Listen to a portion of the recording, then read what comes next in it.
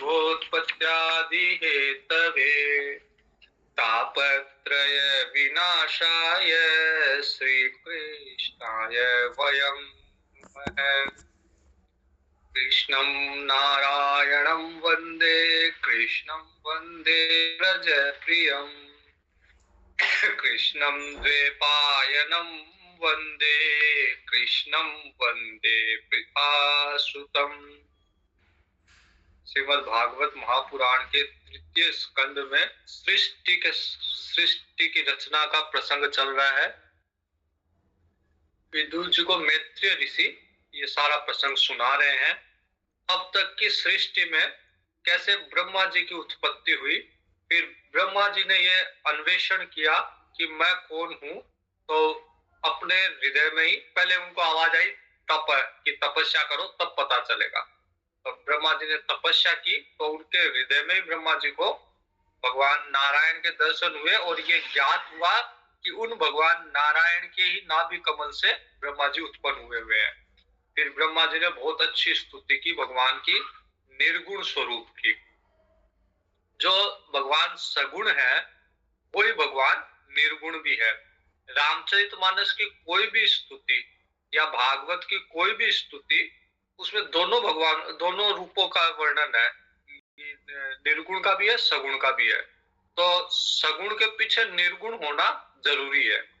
केवल सगुण है तो फिर तो अपने में उनमें कोई अंतर नहीं है।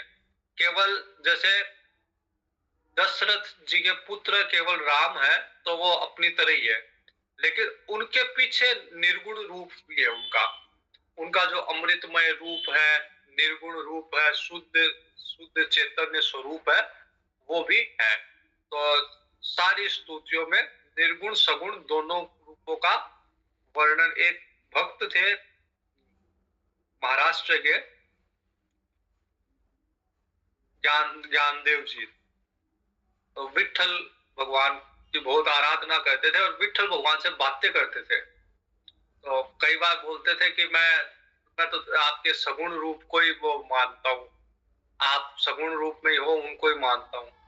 फिर बाद में विठल भगवान को बोलते थे, विठल भगवान को बोलते थे बाद में कि ये तो मैंने आपसे विनोद किया, मजाक किया, वास्तव में आप तो निर्गुण स्वरूप में ही हो। तो भगवान के दोनों स्वरूपों का चिंतन होना चाहिए, निर्गुण भी और सगुण से रस मिलता है, भक्ति बढ़ती है सगुण से, और निर्गुण से ज्ञान बढ़ता है। तो ज्ञान और भक्ति दोनों का ही चिंतन होना चाहिए। ज्ञान भक्ति वैराग्य तीनों को साथ लेके चलना चाहिए। फिर उसके बाद में हमने देखा कि कैसे प्राकृत और वैकृत सृष्टि उत्पन्न हुई। ब्रह्मा जी ने उससे कमल की नाल में ही भूर भुव स्व तीन लोक बनाए, और ये तीन लोक जो भूर भुव स्व है ये भोग के लोक है। इन लोकों में भोग किया जाता है। बाकी ऊपर के जो जन तप मह जन तप और सत्य लोक है वो ज्ञान के लोक है, वहां पे भोग नहीं है, केवल ज्ञान की अवस्था वहां पे। तो जब प्रलय होता है, ब्रह्मा जी का एक दिन, हमारा एक वर्ष देवताओं का एक दिन, और हमारे 1000 चतुर्युगी ब्रह्मा जी का एक दिन। तो हमारी दिन में सारी की सारी सृष्टि, ब्रह्मा जी के दिन में सारी की सारी सृष्टि, और जब ब्रह्मा जी रात्रि काल में निद्रा को प्राप्त होते हैं तो सारी की सारी सृष्टि प्रलय में चली जाती है। लेकिन ये प्रलय महाप्रलय नहीं है। जैसे एक तो होता है कुंभ, एक होता है महाकुंभ, वैसे एक होता है प्रलय, एक होता है महाप्रलय। तो जो ब्रह्मा जी का रात है उसमें भूर भुव स्व केवल इन तीनों लोकों का ही लोप होता है, इनमें प्रलय आती है। बाकी ऊपर जो ऋषिगण है, सिद्ध गण है, वो ऊपर के लोकों में जाके विराजमान हो जाते हैं और ब्रह्मा जी भी रहते हैं। लेकिन जब महाप्रलय होगी तो फिर सारे लोकों का में प्रलय आ जाएगी और ब्रह्मा जी भी नहीं रहेंगे।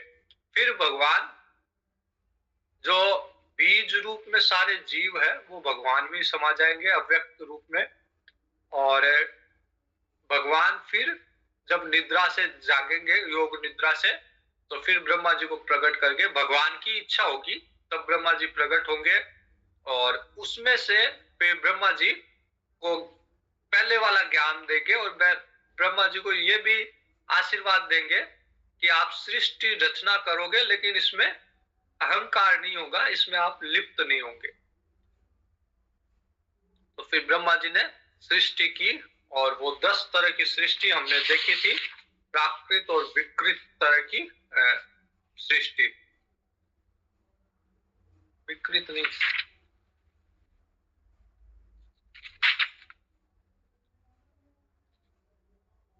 प्राकृत और विकृत सृष्टि। और उसमें 9 तरह की, 6 तरह की प्राकृत सृष्टि जिसमें पंच महाभूत आदि बने, और फिर 3 तरह की सृष्टि जिसमें पेड़, पशु पक्षी और मानव बने। और उसके बाद में 10वीं जो सृष्टि है वो सनत कुमार आदि महात्माओं की है, ऋषियों की है, जो इन प्राकृत और वैकृत दोनों उनमें मिश्रण है। अब फिर हमने काल का विभाग देखा। तो छोटे से छोटे काल, जो एक मतलब जैसे आज की भाषा में अगर बोले तो हम जो छोटी इकाई काल की समझते हैं वो हो जाए सेकंड, लेकिन वैज्ञानिक लोग उसको भी विभाजित करते हैं, उसमें भी सेकंड का भी माइक्रो सेकंड, और उसका भी मतलब कितने टुकड़ों में उसको विभाजित करते हैं। तो छोटी से छोटी इकाई से लेके और ब्रह्मा जी के 100 साल, मतलब ब्रह्मा जी का एक दिन हमारी 1000 चतुर्युगी, ऐसे ब्रह्मा जी के 100 साल। तो छोटी से छोटी काल की इकाई और बड़ी से बड़ी काल की इकाई। ये बताने का खाली एक ही उद्देश्य है कि भगवान जो है वो इस न तो छोटी वाली से न बड़ी वाली से इनसे प्रभावित नहीं होते। तो भगवान इनसे काल से परे है। और जो सृष्टि का विस्तार बताया गया कि 50 करोड़ योजन जो ब्रह्मांड है उसके अंदर का विस्तार है, और इसके बाहर ऐसा ही 10 गुना विस्तार है, और उसके आगे भी है, आगे आएगा विस्तार। तो ये विस्तार भी बताने का उद्देश्य केवल यही है कि ताकि हम उस भगवान की कल्पना कर सके जिसके रोम रोम में कोटि कोटि ब्रह्मांड है। तो उसका एक स्वरूप, एक का विस्तृत स्वरूप हमारे मस्तिष्क में आ सके कि इतना तो एक ब्रह्मांड है और ऐसे अनेकों ब्रह्मांड है भगवान के, तो भगवान का क्या रूप होगा। सृष्टि की अध्यात्म में 3 विषय मुख्य रूप से बताए जाते हैं। जीव, सबसे पहले जीव अपने आप को, जैसे ब्रह्मा जी ने विचार किया कि मैं कौन हूं, वैसे जीव भी ये विचार करता है कि मैं कौन हूं। तो अगर इसका सही से अन्वेषण किया जाए, सही से विचार किया जाए, तो फिर उसको लगता है कि मेरा जो स्वरूप है वो भगवान का ही स्वरूप है। जब तक इसका ढंग से विचार नहीं किया जाएगा तब तक जीव को लगेगा मैं ये शरीर हूं, मैं मन हूं, बुद्धि हूं, अहंकार हूं, मैं अव्यक्त अवस्था में रहने वाला हूं। लेकिन जब ढंग से विचार करेगा तो उसको लगेगा कि मैं न ये शरीर, न मन, न बुद्धि, कुछ नहीं, मैं इनके परे जो शुद्ध चैतन्य आत्मा जो भगवान का स्वरूप है वही हूं। तो जीव सबसे पहले अपने अपने बारे में विचार करता है कि मैं कौन हूं, और उसको विचार करने की जब प्रक्रिया शुरू होती है तो वो जगत को देखता है। तो पहले जीव, फिर जगत, जगत को देख के फिर वो अनुमान लगाता है कि इतना बड़ा, इतना विस्तृत ये जगत है, ये मैंने नहीं बनाया और किसी जीव के बस की बात नहीं है, तो जरूर इसको बनाने वाला कोई होगा, वो है ईश्वर। तो जीव, जगत और ईश्वर, इनकी चर्चा अध्यात्म में की जाती है। अब ये जो सृष्टि है, इसमें भगवान ने जो सृष्टि बनाई, जो विराट स्वरूप था, उसके बाद में अब मैथुनी सृष्टि प्रारंभ होने वाली है। ब्रह्मा जी द्वारा मैथुनी सृष्टि का विस्तार, सृष्टि तो बन गई, अब उसका विस्तार करना और फिर जो जीव उत्पन्न होंगे उनको रहने के लिए स्थान देना। तब सबसे पहले जैसे हम लोग अगर किसी घर में किसी का विवाह कर रहे हैं, पुत्र का विवाह कर रहे हैं, तो सबसे पहले ये विचार करते हैं कि रहने का स्थान कहाँ होगा। अलग से, कई बार अलग से कमरा बनाना पड़ता है, कई बार अलग से घर बनाना पड़ता है। तो ब्रह्मा जी को भी ये विचार करना है कि सृष्टि में जीव उत्पन्न कर रहे हैं, उनको रखेंगे कहाँ। ब्रह्मा जी भी ये विचार करेंगे।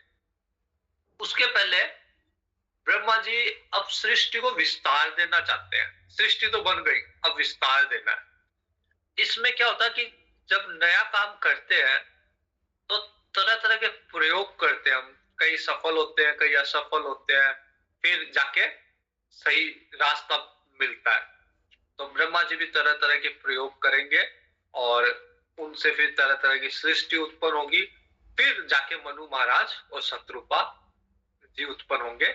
तो उसके पहले क्या क्या ब्रह्मा जी ने कैसे कैसे सृष्टि का विस्तार करने का उद्यम किया, वो हम देखेंगे। मित्र ऋषि जी बोल रहे हैं, विदुर जी मैंने भगवान की काल की महिमा बताई, अब ब्रह्मा जी ने जिस तरह जगत की रचना की वह सुनिए।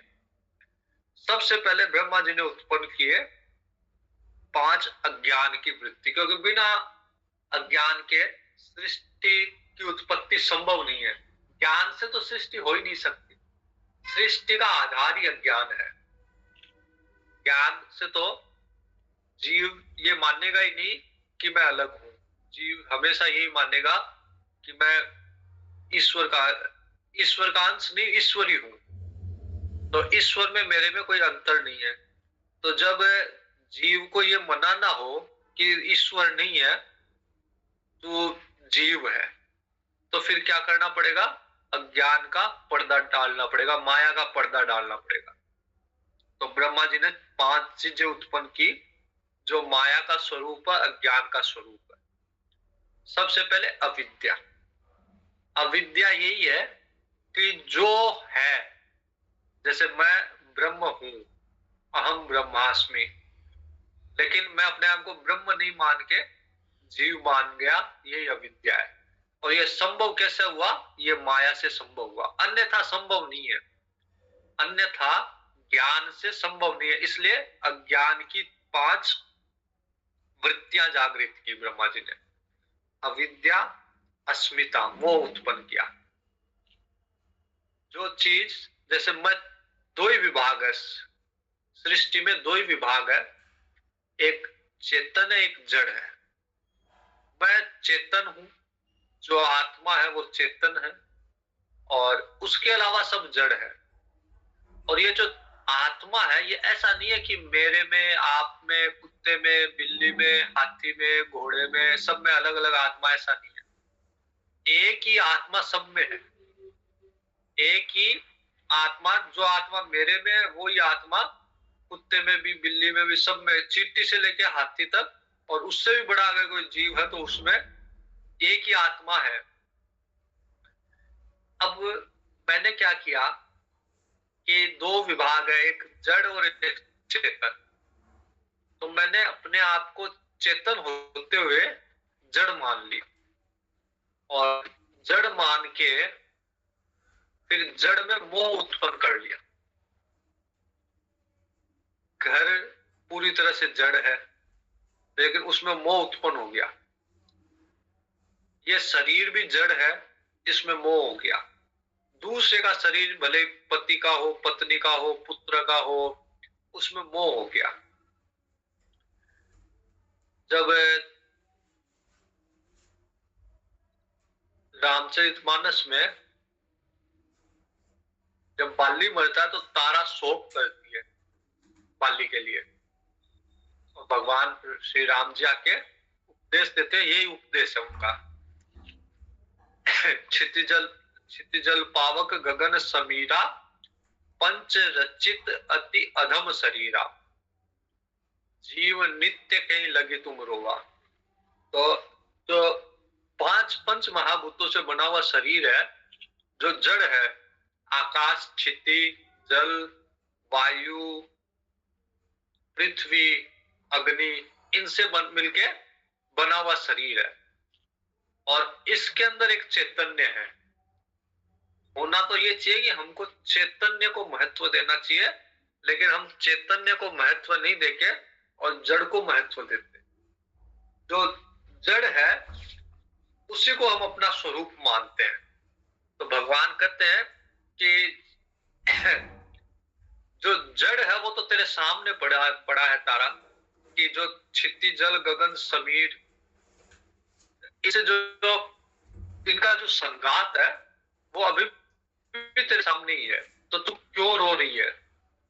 जो जीव है इसके अंदर वो नित्य, उसकी कभी मृत्यु नहीं होती, तो फिर तेरे रोने का कोई कारण नहीं है।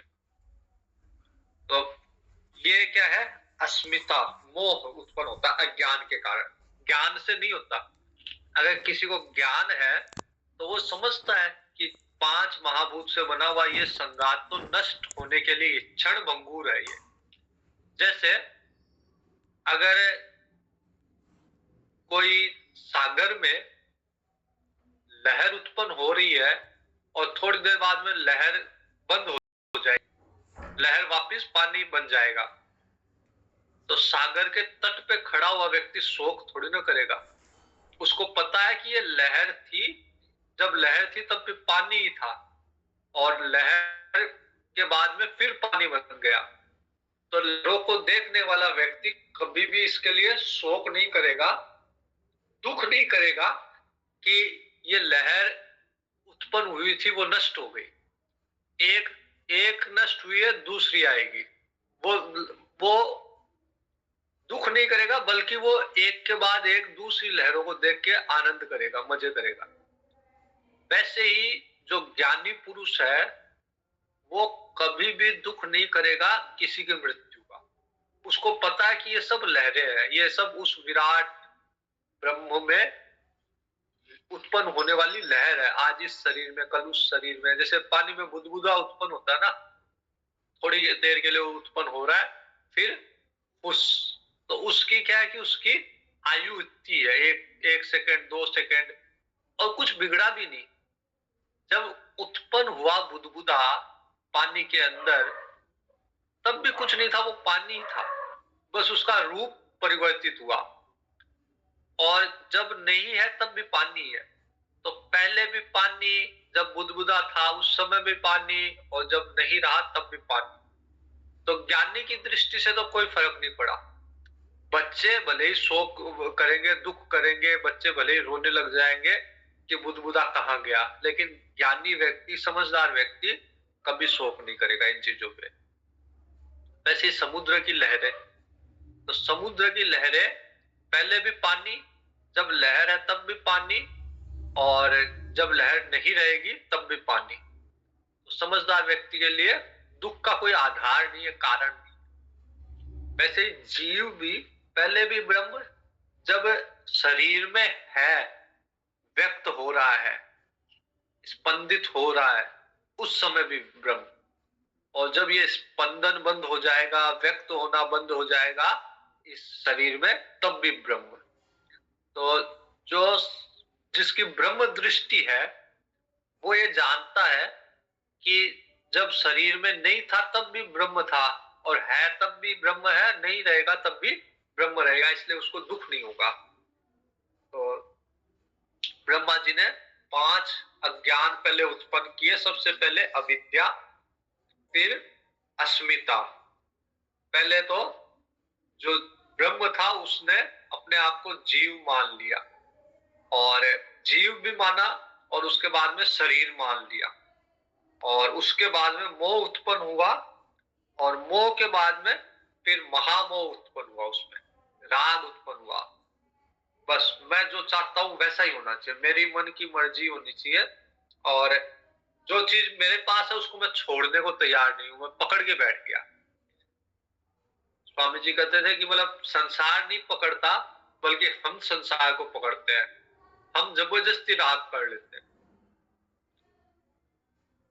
कोई चीज, जब मैं अपने आप को, मेरा स्वरूप जब चैतन्य है, तो कोई भी चीज जड़ वाली मेरी हो ही नहीं सकती, मेरा स्वरूप ही नहीं है वो। स्वामी जी राम सुखदास जी, श्रद्धेय स्वामी जी, वो तो कहते थे कि जितनी भी जड़ वस्तु पे हमने मन चला रखा, अपना कह रखा है, वो चोरी है। क्योंकि हम चैतन्य है, हमारा जड़ से कोई लेना देना नहीं है, लेकिन हमने कब्जा कर लिया, तो हमने एक तरह से उस चोरी कर ली जड़ की, जबकि हमारा है नहीं। इस इस तत्व को, इस सत्य को हमने जब तक स्वीकार नहीं किया, तब तक उसमें राग उत्पन्न हो गया, और वो एक तरह से वही बंधन का कारण है। वरना संसार है, उसमें अगर राग नहीं है तो संसार कभी दुख देगा ही नहीं। दुख देगा केवल तभी तब उसमें राग होगा। कोई चीज मैं चाहूंगा कि मैं जैसे चाहता हूं वैसे ही हो, अगर वैसे नहीं होगा तो फिर क्रोध उत्पन्न होगा, राग उत्पन्न होगा, क्रोध उत्पन्न होगा, द्वेष उत्पन्न होगा। उसके बाद में अंध तामिस अभिनिवेश। अभिनिवेश भी यही है कि अपने आप को जड़ के साथ संबंध स्थापित करना। जो जड़ चेतन की ग्रंथि है, वो है अभिनिवेश। कि जो जड़ चेतन था उसने जड़ मान लिया। और ये कैसे हुआ? ये जड़ चेतन की ग्रंथि बड़ी महत्वपूर्ण है समझने के लिए, कि मैं चेतन हूं, लेकिन मैंने अपने आप को जड़ मान लिया, ये वास्तविकता है। लेकिन ये हुआ कैसे कि जड़ कभी चेतन बन नहीं सकता, चेतन कभी जड़ नहीं बन सकता, दोनों अलग अलग विभाग है, स्पष्टतया अलग अलग है। लेकिन फिर भी अभिनिवेश के कारण जड़ जो है वो चेतन मानने लग गया। एक उदाहरण है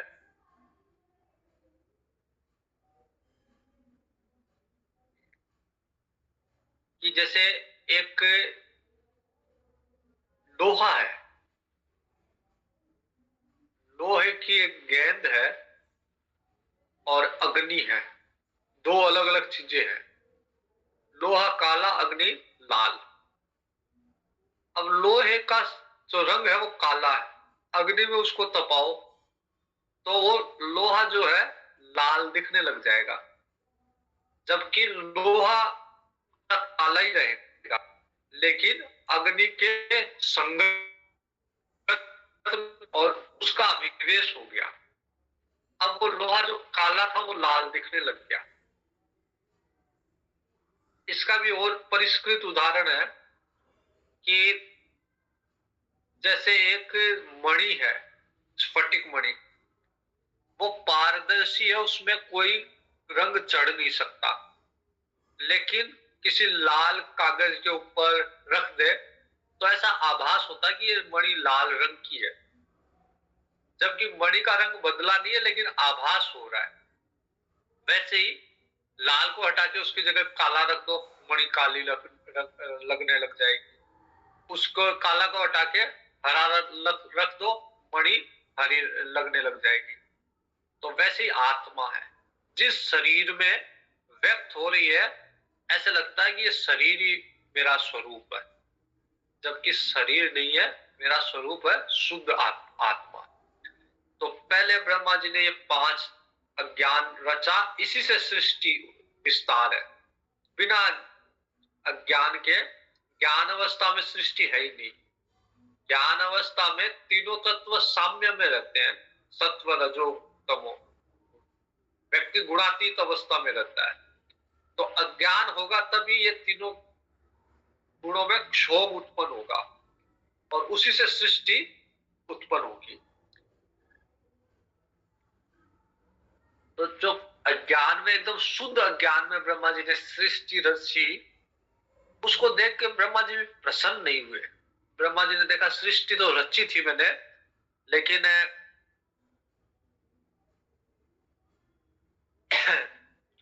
इस पापमय सृष्टि को देख के ब्रह्मा जी को लगा कि ये इससे मतलब कल्याण नहीं होने वाला, तो फिर भगवान का ध्यान करके दूसरी सृष्टि रची। तरह तरह के प्रयोग हो रहे सृष्टि रचना के। अब दूसरी सृष्टि में भगवान का ध्यान किया ब्रह्मा जी ने, तो मन एकदम पवित्र सात्विक मन से रच रहे हैं। तो उसमें उत्पन्न हुए 4 सनक आदि ऋषि, सनक, सनंदन, सनातन और सनत कुमार। ये 4 ऋषि उत्पन्न हुए। निवृत्ति परायण ऊर्ध्वरेता ऋषि है ये। तो इनको ब्रह्मा जी ने कहा कि पुत्रों, मैंने तुमको उत्पन्न किया है, अब तुम इस मैथुनी सृष्टि को आगे बढ़ाओ। उन्होंने ब्रह्मा जी के हाथ जोड़े, बोले पिताजी हमसे ये काम नहीं होगा, हम जो है भगवान के मार्ग में लगे हुए हैं, हम इतना, हम में रजोगुण है ही नहीं, हम पूर्ण रूप से सत्व में स्थापित है। तो भगवान को छोड़ के हम आगे सृष्टि का विस्तार के कार्य में हम नहीं लग सकते। और वो निवृत्ति परायण ऊर्ध्वरेता ऋषि थे, इसलिए वो भगवान के भजन में चले गए। अब ब्रह्मा जी की समस्या वही की वही कि सृष्टि का विस्तार कैसे हो। ब्रह्मा जी को क्रोध आया कि मैंने इनको सनक, सनंदन, सनातन और सनत कुमार को रचा, लेकिन ये सृष्टि का विस्तार करने से मैंने जिस उद्देश्य से इनकी रचना की, ये मेरी आज्ञा का पालन नहीं कर रहे। और जब क्रोध आया ब्रह्मा जी को, असह्य क्रोध हुआ, तो फिर उससे उत्पन्न हुए रुद्र।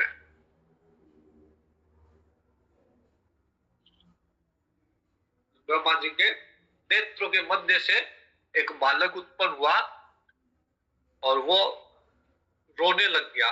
तो जो रो रहा था, रुदन कर रहा था, उसका नाम ब्रह्मा जी ने रुद्र रखा।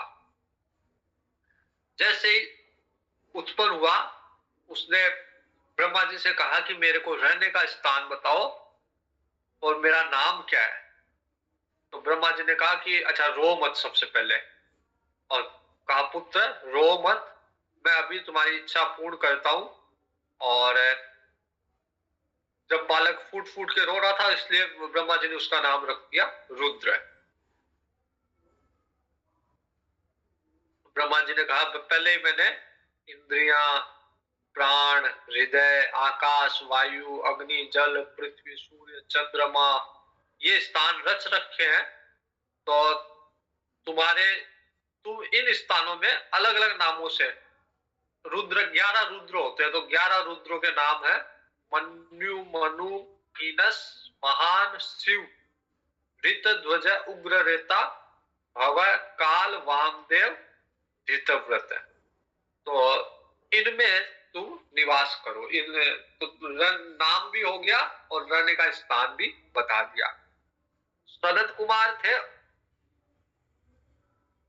ऊर्ध्व रेता और ये है उग्र रेता, तो ये विकराल स्वरूप वाले थे। ब्रह्मा जी ने कहा कि तुम अब उनको 11 पत्नियां दी, धी, वृत्ति, उष्णा, उमा, नियुत, सर्पी, इला, अंबिका, इरावती, सुधा और दीक्षा, और कहा कि ये रुद्राणी है, इनसे तुम सृष्टि विस्तार करो, बहुत सी प्रजा उत्पन्न करो ताकि सृष्टि का विस्तार हो सके। और फिर वो रुद्र थे, वो उन्होंने अपनी तरह की सृष्टि उत्पन्न करने लग गए, सब रुद्र रूप हो गए। तो ब्रह्मा जी ने देखा कि ये रुद्र तो जल्दी संसार का नाश करेंगे और मेरे को भी नाश करेंगे, मेरा भी नाश कर देंगे। ये रुद्र, सारे रुद्र ही उत्पन्न होंगे भयंकर दृष्टि से, मुझे और सारी दिशाओं को भस्म कर देंगे ये। तो ब्रह्मा जी ने कहा अच्छा ठीक है भाई, तुम सृष्टि मत रचो, और कोई उपाय करते हैं। अब तुम लोग उत्पन्न हो गए, इसलिए तुम लोग तप करो। मैंने भी तप के बल पे ही ये ज्ञान को प्राप्त किया, तो तुम लोग भी तप करो, और फिर तप के प्रभाव से ही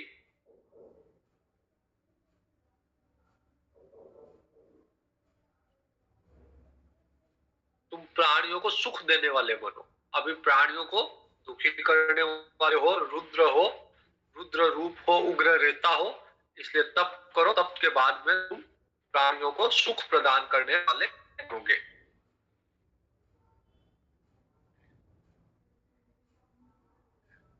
पुरुष तप के द्वारा ही इंद्रियातीत भगवान को प्राप्त, श्री हरि को प्राप्त हो सकता है। मैत्रेय ऋषि कहते हैं कि जब ब्रह्मा जी ने ऐसी आज्ञा थी तो 11 रुद्रों ने भी स्वीकार की और सिरोधार्य करके आज्ञा को तपस्या के लिए चले गए। अब समस्या वही की वही कि सृष्टि का विस्तार कैसे हो।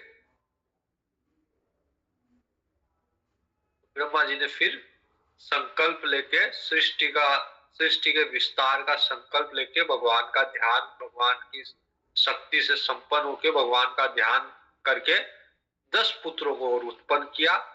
और ये ब्रह्मा जी के 10 मानस पुत्र हैं। मरीचि ऋषि, अत्रि ऋषि, अंगिरा ऋषि, पुलस्त्य ऋषि, पुलह, क्रतु, भृगु, वशिष्ठ, दक्ष और 10वें पुत्र नारद। ये 10 पुत्र ब्रह्मा जी के अलग अलग अंगों से उत्पन्न हुए, शरीर से उत्पन्न हुए।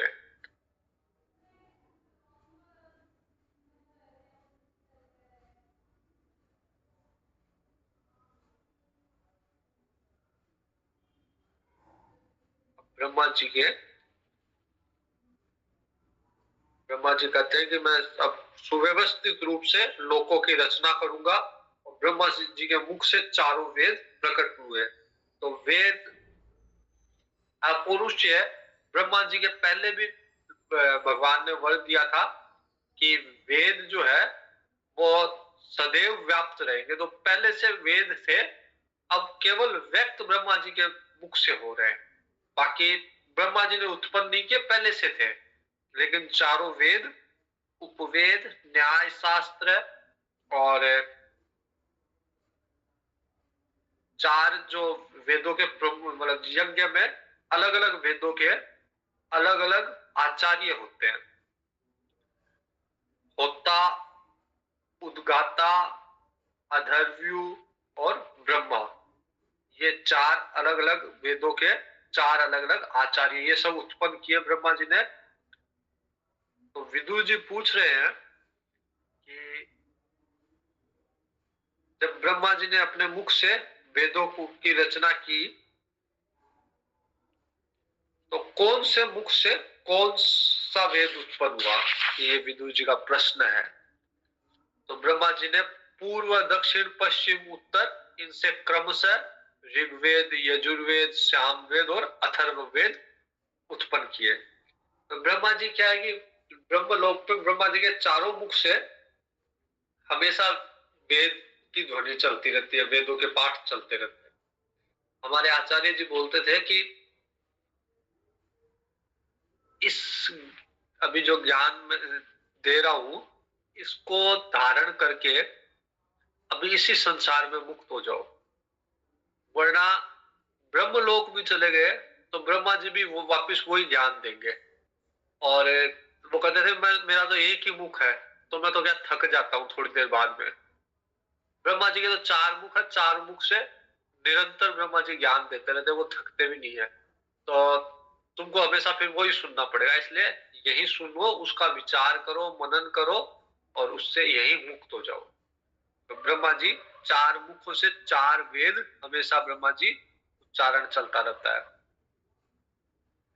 फिर बहुत सारे शास्त्र, उपवेद वगैरह, आयुर्वेद, धनुर्वेद, गंधर्व वेद, स्थापत्य वेद, ये चारों उपवेद ब्रह्मा जी के मुख से उत्पन्न हुए।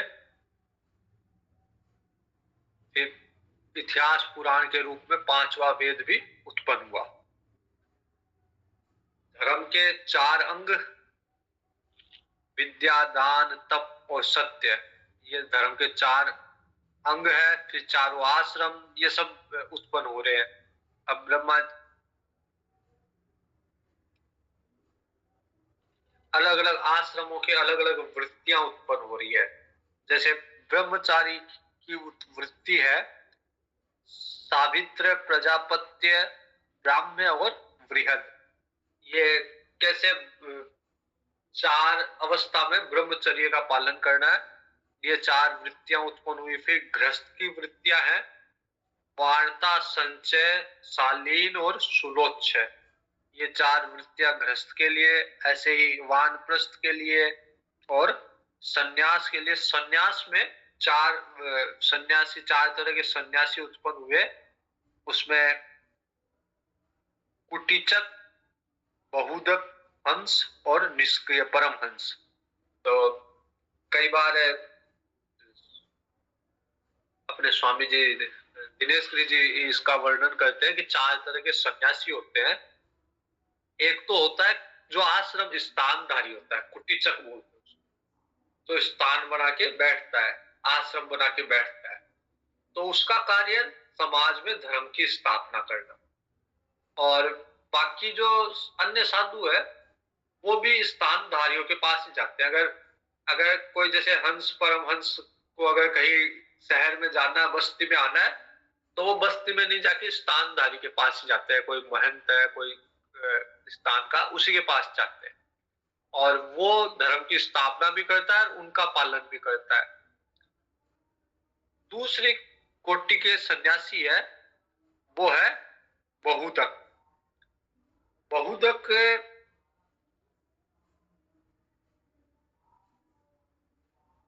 वो है जो कर्मों को प्रधानता नहीं देता, केवल ज्ञान को प्रधानता देता है। जो कुटीचक है वो कर्म को प्रधानता देता है, वो प्रत्यक्ष रूप में धर्म की स्थापना कैसे हो इस पे विचार करता है, उसका कार्य करता है, कर्म करता है। धन का संग्रह भी रखता है अपने पास, ताकि धर्म शक्ति का संचय भी करता है, धन का संग्रह भी रखता है। और तो दूसरी कोटि के साधु है, सन्यासी है, वो उनके लिए कर्म महत्वपूर्ण नहीं है, उनके लिए ज्ञान महत्वपूर्ण है। और तीसरी कोटि वाले हंस जो है वो ज्ञान का अभ्यास कर रहे होते हैं। हंस कोटि के, उनको कर्म से, संसार से मतलब नहीं होता, लेकिन अभी परम अवस्था को प्राप्त नहीं है, वो प्रयास कर रहे हैं। और परमहंस कोटि जीवन मुक्त महात्मा है, उनको संसार से कोई लेना देना नहीं, केवल संसार के उपकार मात्र के लिए वो संसार में रहते हैं। तो इस तरह से चार कोटि के महात्मा है, सन्यासी होते हैं। वो ब्रह्मा जी से उत्पन्न हुए ये सारे।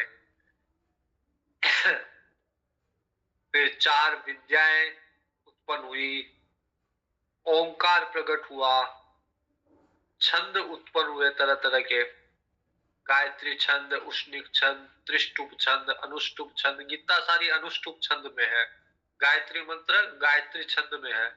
तो ये सारे के सारे छंद उत्पन्न हुए, अक्षर सारे उत्पन्न हुए।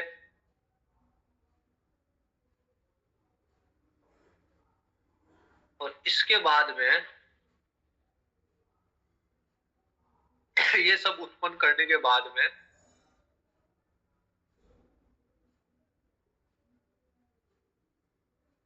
अब ब्रह्मा जी वापिस से विश्व के विस्तार का विचार कर रहे हैं कि कैसे विश्व को विस्तार किया जाए। और ब्रह्मा जी के मन में यह है कि प्रजा की वृद्धि नहीं हो पा रही, तो ब्रह्मा जी ये विचार कर रहे थे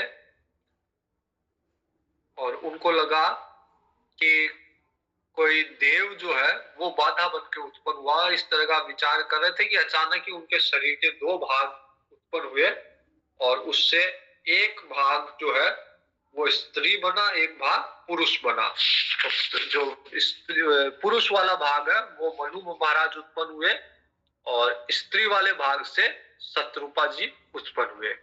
तब से स्त्री पुरुष का कि मैथुनी सृष्टि, संभोग वाली सृष्टि प्रारंभ हुई। मनु शत्रुपा जी के 5 संतानें हुई। पूरी भागवत इन्हीं का विस्तार है।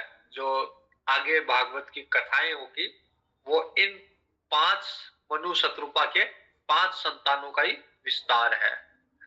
मनु महाराज के 5 संतानें प्रियव्रत और उत्तानपाद। तो प्रियव्रत के पृथु जी महाराज वगैरह सब प्रियव्रत के ही, ध्रुव जी ये सब प्रियव्रत की ही संतानें हैं। और उत्तानपाद जो है वो निवृत्ति परायण लोग हैं उसमें, जैसे ऋषभ देव जी वगैरह, ये निवृत्ति परायण लोग उत्तानपाद की संतानें हैं। तो प्रियव्रत और उत्तानपाद पूरी भागवत में इन्हीं की चर्चा है, इन्हीं के वंश की चर्चा है। और 3 कन्याएं हुई, आकुति, देवहूति और प्रसूति।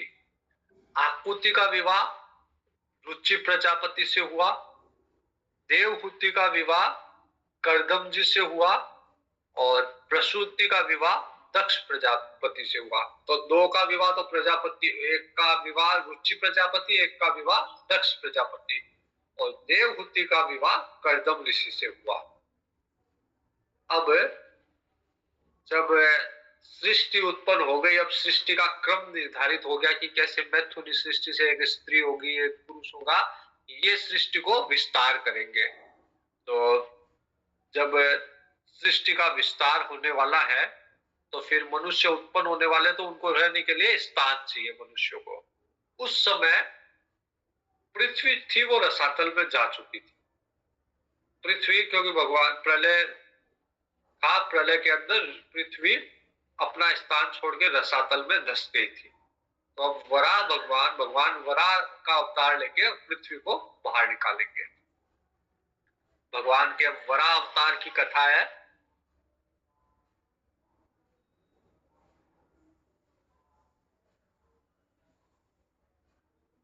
मैत्रेय जी कहते हैं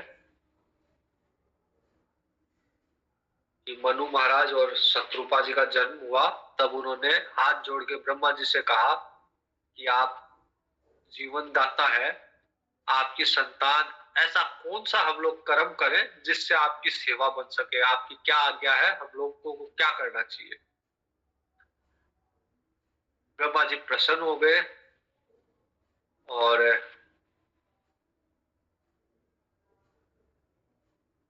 ब्रह्मा जी का उद्देश्य यही था कि प्रजा का विस्तार करें, कैसे सृष्टि का विस्तार करें। तो ब्रह्मा जी कहते हैं कि तुम अपनी भार्या से संतति उत्पन्न करो ताकि धर्म पूर्वक पृथ्वी का पालन हो सके और यज्ञ के द्वारा भगवान श्री हरि की आराधना हो सके। तो सृष्टि उत्पन्न करने का उद्देश्य धर्म की पालना और भगवान श्री हरि की यज्ञ के द्वारा उनकी आराधना। गीता जी में तरह तरह के अलग अलग तरह के यज्ञ बताए हैं, उसमें ज्ञान यज्ञ भी है कि अगर हम स्वाध्याय कर रहे हैं, हम ग्रंथों को पढ़ रहे हैं, तो ये ज्ञान यज्ञ कर रहे हैं हम। द्रव्य यज्ञ है, ज्ञान यज्ञ है, प्राण अपान से जो प्राणायाम करते हैं वो भी यज्ञ है। तो इनसे भगवान की, इनका उद्देश्य एक ही है। अगर स्वाध्याय भी कर रहे हैं अभी, जैसे हम लोग कर रहे हैं अभी, तो उसका उद्देश्य भगवान की आराधना करना। हर तरह के यज्ञ का उद्देश्य एक ही है, भगवान की आराधना करना।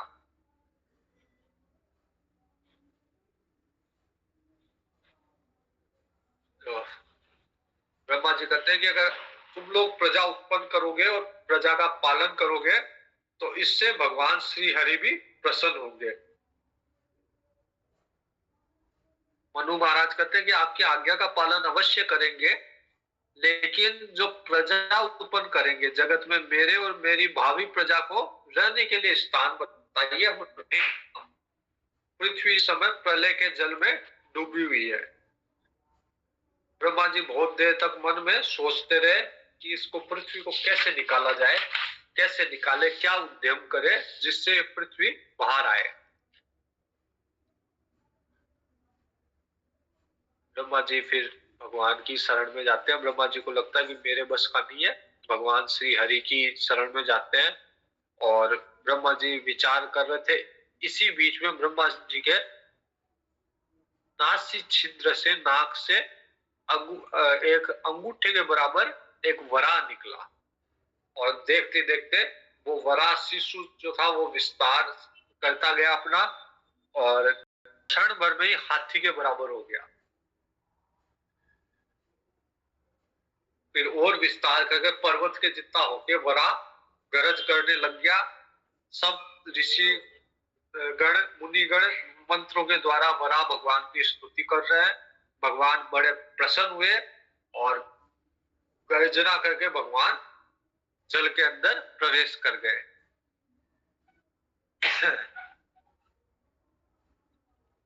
तो भगवान अपने पुरों से पानी को इधर उधर करते हुए और पानी के अंदर प्रवेश कर गए वराह रूप में।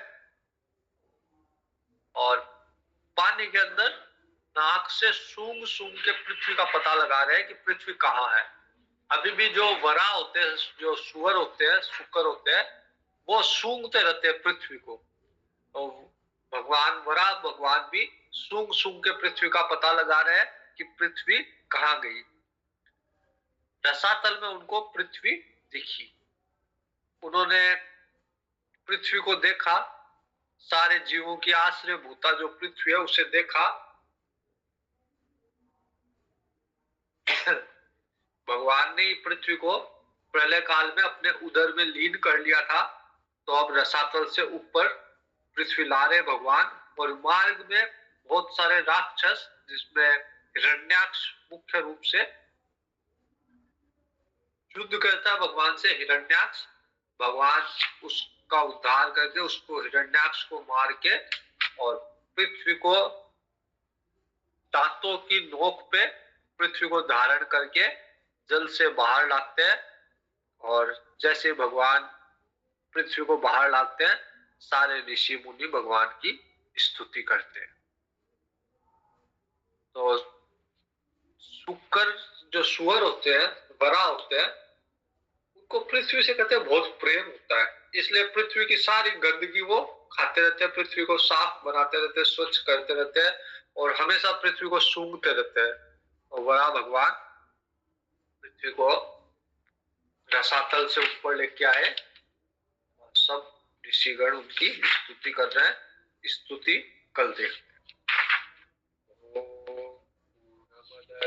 पूर्णमिदं पूर्णात् पूर्णमुदच्यते पूर्णस्य पूर्णमादाय पूर्णमेवावशिष्यते।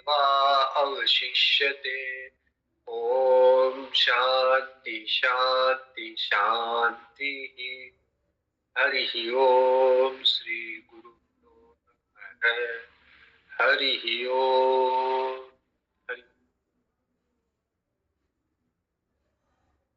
प्रणाम महाराज जी। नारायण नारायण। प्रणाम महाराज जी। आप चलोगे क्या कुंभ में? जाने का है, पूछा था मैंने। विकास वो ना महाराज मंदिर वाले, हाँ, तो बोल रहे हैं कि प्लान बना रहे हैं जाने का। चलो मैं आपसे व्हाट्सएप पे बात, उससे फोन पे बात करता हूँ। जी जी। आरती कुछ बोलना चाहती है क्या? गुरुजी मैं ऐसे पूछ रहे थे, इस रविवार को हमको गीता जी सिखाने आओगे क्या आप? हाँ आ जाऊंगा, शाम को जाएंगे। संडे को ना शाम को जाएंगे तो सुबह आ जाऊंगा, बिल्कुल आ जाऊंगा। ठीक है, तब मैं यही पूछ रही थी।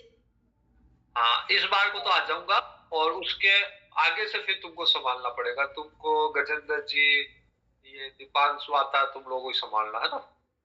ठीक है। एक महीने, एक या 1.5-2 महीने तक। ठीक है। हरिओम।